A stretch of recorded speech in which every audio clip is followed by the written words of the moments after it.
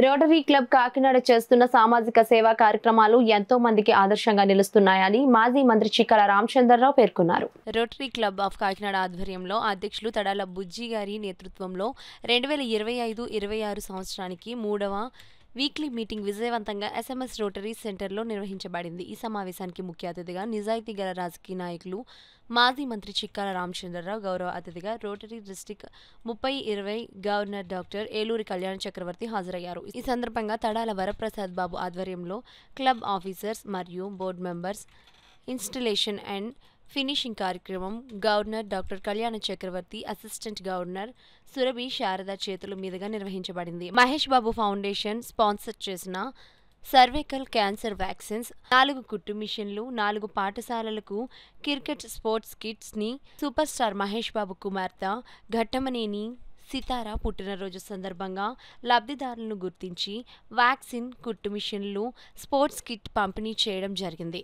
Sports జోన్ను ముఖ్య అతిథులుగా చిక్కల Ramachandra Rao, governor doctor కళ్యాణ చక్రవర్తి, వారి సతీమణి ఆండాల్, అసిస్టెంట్ గవర్నర్ సురభి శారద ప్రారంభించారు. ముఖ్య అతిథులుగా వచ్చిన ప్రేరణతో చేసిన ప్రసంగాలు సభకు విశేష ఆకర్షణగా నిలిచాయి.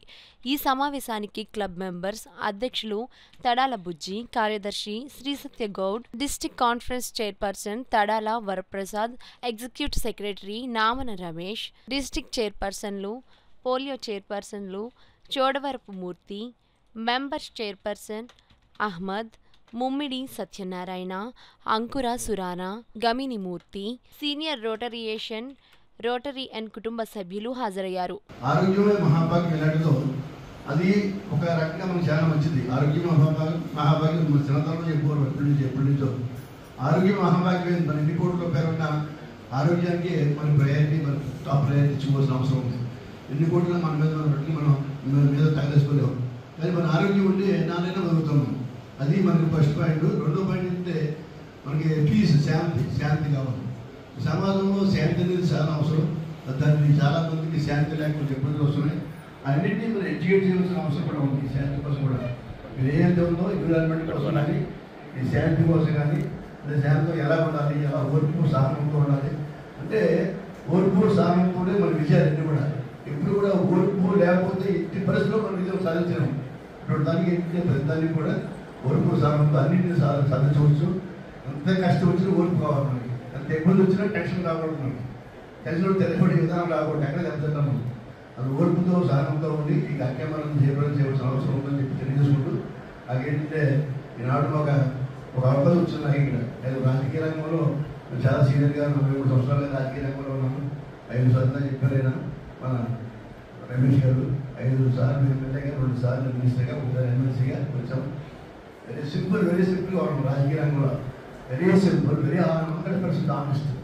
రాజకీయంలో సాధ్యం కాదు ఆనెస్ట్గా ఉండడం, సాధ్యమైంది రాదు. ఎందుకంటే మీ దగ్గర మాట్లాడుతున్న పబ్లిక్లో మాట్లాడుతుంది కానీ దగ్గర మాట్లాడుతున్నాను. ఎందుకంటే ఎవరు ఎడ్యుకేటెడ్ మీరు, అంత చదువుకున్న వాళ్ళు, తెలివైన వాళ్ళు చెప్తాం, వాస్తవాలు చెప్తాం. ఎందుకంటే నేను ఇప్పుడు శాంతం ఉండాలి, ఓర్పుడాలన్నాను. నేను ఉండాలి శాంతంగా, నేను శాంతంగా ఉండాలి, నాకు ఓర్పు ఉండాలి. నేను ఆరోగ్యం మహాభాగ్యం, నాకు ఆరోగ్యం మహాభాగ్యం. నాకు 70 సంవత్సరాలు వచ్చింది, 70 వచ్చింది. నేను ఆరోగ్యం ఉండాలి కదా. మీరంతా కురవాళ్ళు న్యాయంగా ఉన్నారు, మీరంతా ఆరోగ్యంగా ఉండాలి. మీరంతా కూడా అలాగే ఈనాడు ఈ సమాజంలో ఉన్నటువంటి దానికి ఒక ఏంటంటే మన అన్నిటికీ మనం కొంచెం రావాలి, కొంచెం మన ఇన్కమ్ రావాలి. మనకి ఇన్కమ్ రావాలి. హాస్పిటల్ ఎప్పుడు కూడా ఒక వృత్తి చేస్తుంటే వృత్తిలో పైకి రావాలని కోరుకోవాలని తప్పలేదు, రావాలి కూడా. కానీ అందరూ ఆలోచి పడుకోవాలని భావం రాకూడదు. తృప్తి, సాటిస్ఫాక్షన్ మోస్ట్ ఇంపార్టెంట్. మన లైఫ్లో సాటిస్ఫాక్షన్ చాలా ఇంపార్టెంట్ ఉండాలి. ఆ రకంగా మనం ఒక నిజాయితీ నిబద్ధతతో ఉన్నటువంటి మనిషికి ఎప్పుడు విలువ వాల్యూ ఉండదు. వాల్యూ చాలా అవసరం. వాల్యూ లేకపోతే ఎప్పుడూ మనం ఎంత ఏ సాటిస్ఫై అవుతాడు, బ్రహ్మాండంగా ఉంటాడు.